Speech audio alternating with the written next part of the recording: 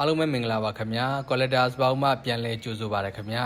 ကျွန်တော်တို့ update ရောက်ထားတဲ့ဒေက Gundam Base Limited Official Item လေးတွေကိုပြပေးခြင်းလို့ပါခင်ဗျာဒီတစ်ခေါက်ကတော့ Gundam Base Limited က Real Grade Gundam Base Limited Unicorn Gundam Perfectibility လေးကိုပြပေးခြင်းပါတယ်ဒါလေးကတော့ Gundam Base Limited ဆိုတဲ့အတိုင်းပဲလုံးဝကိုဒါ Sharper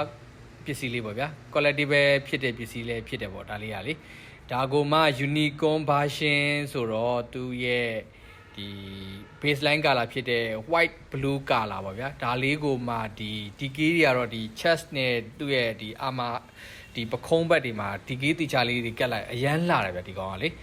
ရုပ်ဆက်ပွားတော်တော်လေးကိုလှတဲ့ figure ပေါ့ဗျာအဲ့ဒါကမှ official item ဆိုတော့ဒါပြောစရာကိုမလိုဘူးပေါ့အဲ့မှာကို Gundam Base Limited ဆိုပိုရှားတယ် collector တို့အတွက်ကတော့ဒါလုံးဝကိုစုဆောင်းတင်တဲ့ထဲမှာပါတဲ့ item လေးဖြစ်ပါတယ်เนาะဒါလေးကိုလိုချင်နေဆိုရင်တော့ကျွန်တော်တို့ collectors box မှာဝယ်ရရှိနေပြီဖြစ်ပါတယ်ကျွန်တော်တို့ Facebook page Messenger Telegram Viber တို့ကနေဆက်သွယ်ဝယ်ယူနိုင်ပါတယ်ဆိုင်နေကဆိုရင်တော့ Junction City Junction Square နဲ့မန္တလေးတို့မှာတော့ရှိပါတယ်ကျွန်တော်တို့လာရောက်ရေးကြည့်ရှုပြီးဝယ်ယူနိုင်ပြီဖြစ်ပါတယ်ဗျာအားလုံးကိုကျေးဇူးတင်ပါတယ်